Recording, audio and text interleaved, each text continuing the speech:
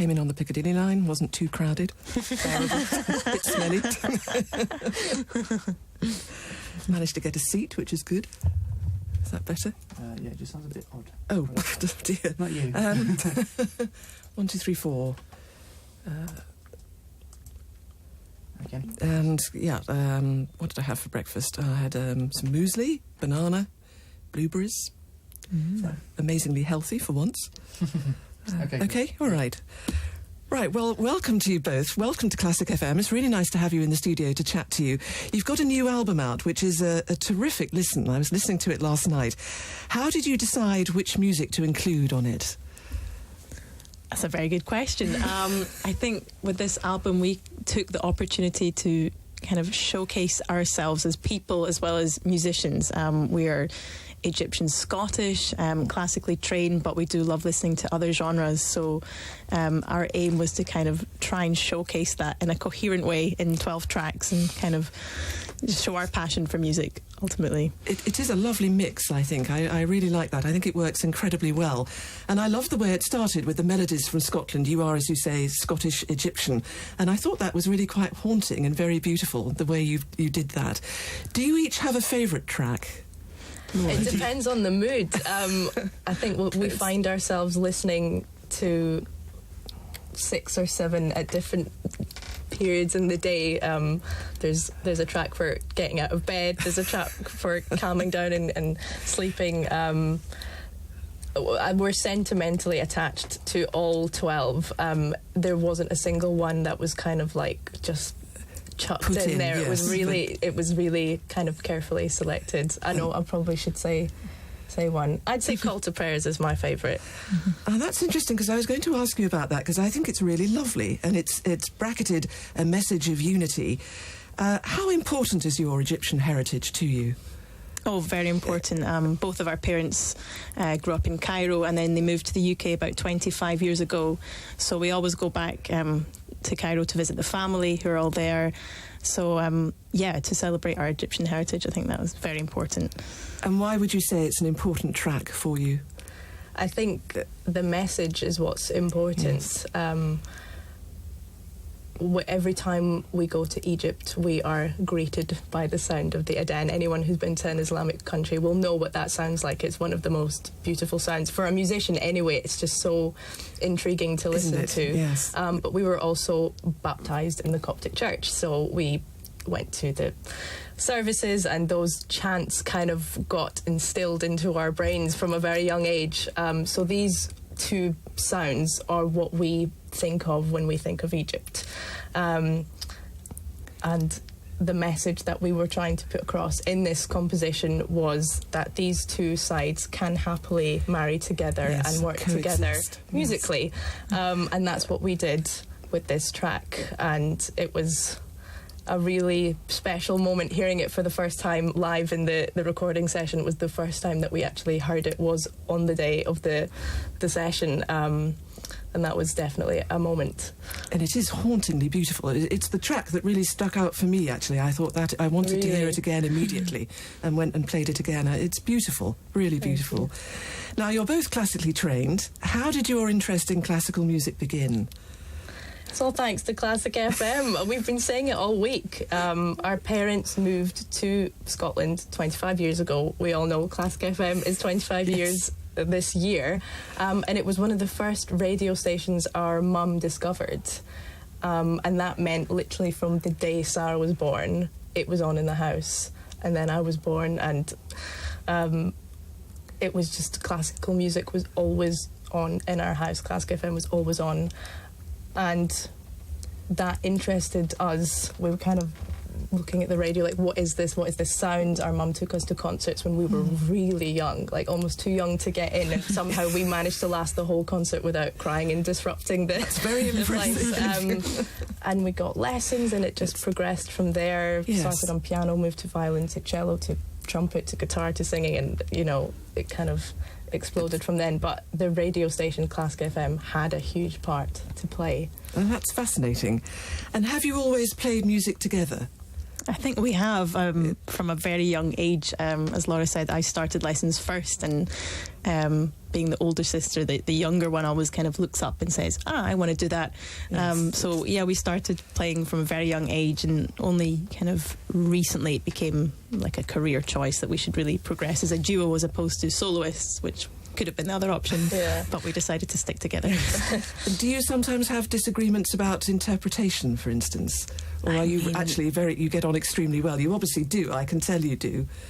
We got on well. Funny, like musically, we're so similar. We listen to the same type of music. We went to the same music school. We went to different conservatoires, but I mean, our musical training has been so similar that we find that we have the same taste and the same instincts. And when it came to writing all of the arrangements, we were writing them all at the same time. Like Sarah was doing 3 or 4, I was doing a different 3 or 4 because we had so many to do in such a short space of time. And I'd stop one and take over from what she was doing, and you wouldn't feel like a different brain is now taken this arrangement and continued it. It was like the same brain, which is odd. But fascinating, actually. I think that's incredible. But you obviously work extremely well together. And it shows when you play. There's a real understanding between the two of you. Now, we're going to pause for a moment and hear you play Billie Jean by Michael Jackson. Now, why is that on the album? What's the thought behind that?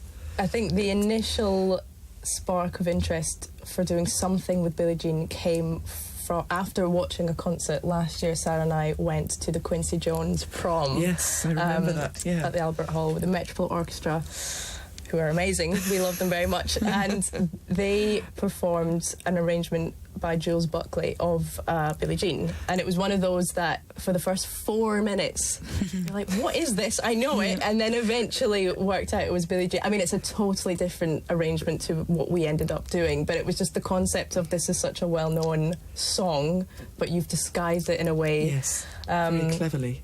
So we kind of found ourselves listening noodling to it and playing and along. then eventually just kind of our arrangement just kind of emerged. It was actually one of the quickest arrangements we've ever done. Came up with it almost in a day. Goodness. And I think it's thanks to that concert that Billie Jean was just somehow in our minds, and then we ended up orchestrating it, putting it on the album. Well, let's hear it now. This is Billie Jean by Michael Jackson, played by my guests this afternoon, the Ayoub Sisters. Just going to quickly move this mic. Oh, cheers. Okay. Yep. All right, so that was Billie Jean by Michael Jackson, played by my guests this afternoon, the Ayoub Sisters. Now, I first saw you perform at Classic FM Live in the Royal Albert Hall. I think it was about 2 years ago. I was very impressed. It was tremendous. You were playing Shardas. What was that experience like for you? Because I think that was your first appearance there, wasn't it? It was, and it was the first time that we'd actually arranged our own music and kind of showcased it to a large audience. And we orchestrated, Shardas, and we kind of wrote it for the orchestra as well as ourselves. For 3 instruments as well, the piano, cello and violin, played by just the 2 of us. So it was quite a bold statement. It was a tour de force. Yes, it was a sink or swim situation, but we kind of went along with it, and it was great. The reception was fantastic, so that's another reason why we decided to put that track on the album as well. So was it a bit daunting to step out there initially, or did you soon find that there was such a wave of good feeling from the audience that you relaxed? I mean, when we did the dress rehearsal and the hall was empty, I think that was the scariest thing. Because it's a huge venue, it's isn't a it? massive space to fill. Yes. But once the audience arrived and it was full, it was a full house, it actually felt cozier, and it felt like everyone was just kind of there to have a good time, and we just wanted to show our music, our arrangements, and show everyone that we're having a good time as well. So no, it was a brilliant experience. It was tremendous. It was fantastic to listen to. Now tell me about the All Sisters Orchestra, which I think you launched, appropriately enough, on National Sisters Day, August the 6th. What is that exactly? That was an idea that came about purely by the fact that we are sisters and we play together, and that's not an unusual thing. I mean, we went to a music school where our whole year was comprised of brothers and sisters, and lots of siblings played together. It wasn't unusual. And you'll go to orchestral courses, and you'll find the two brothers or the flautist and the clarinetist or whatever. There's a lot of kind of family affairs going on. So we thought it would be nice to kind of encourage that idea through the wonderful medium of social media, where it's very easy to just get together and film something. And we ended up getting pairs of siblings from all over the world to come and play a little snippet of Uptown Funk, which was great fun. We had sisters from Australia and from Italy, some from Scotland. I can't remember now the rest. It's such a good idea. It's a really clever idea, I think. I want to play Pie Jesu in a moment, which is the Andrew Lloyd Webber piece. But first of all, I'd like to ask who your musical heroes are. Who's inspired you when you were growing up? That's a tough question. That's a tough one, yeah. I mean, for me, the obvious person I'm going to say is Nikki Benedetti, because obviously being a violinist and growing up and being musically educated in Scotland, she was the person that we all looked up to. She was she's only 9 years older than myself, so it was easy to just look and think, oh, this is something that I could aim for one day, in terms of playing and in terms of just being a wonderful, kind person. And she came to our school. I had a few master classes with her when I was a teenager. And in terms of one single person that I looked up to a lot to when I was growing up, I'd say Nikki. She's an excellent role model. I've been lucky enough to interview her for Classic FM, and she's so good about spreading the word about classical music, particularly to children, school children. I really admire her for that. She devotes a lot of time and energy to that. So I would say that's the She's perfect one of a role kind. model. I think we can all learn something from her. And so talented, of course. Well, let's hear the Pie Jesu. This is by Andrew Lloyd Webber. Again, why did you put this on the album? It's a lovely piece of music, and we thought, has it not been done for two instrumentalists yet? And I don't think it has. No, we looked. We found a solo cello version. Julian Weber. We thought, it would be really beautiful to have two kind of voices doing this. So we rewrote the kind of the orchestral part. We wrote it for strings and harp, and took the vocal lines for the cello and violin. And here it is now. The Pie Jesu by Andrew Lloyd Webber, played by my guests, the Ayoub Sisters. One final question. What about future plans? What are you going to be doing next? I imagine you're really busy. We've got quite a bit. We're going to Scotland for an award ceremony that we are nominated for, doing some promo for the album. We're going to Paris, we're going to China, and we're also going on tour with Gareth Malone in November, a UK tour, which is going to be a lot of fun. Well, the very best of luck with all of that, and this is a really tremendous CD. I have really enjoyed listening to it, so thank you very much for coming in. Thank you for having us. Thank you, that was lovely. Wonderful. Thank you for having us.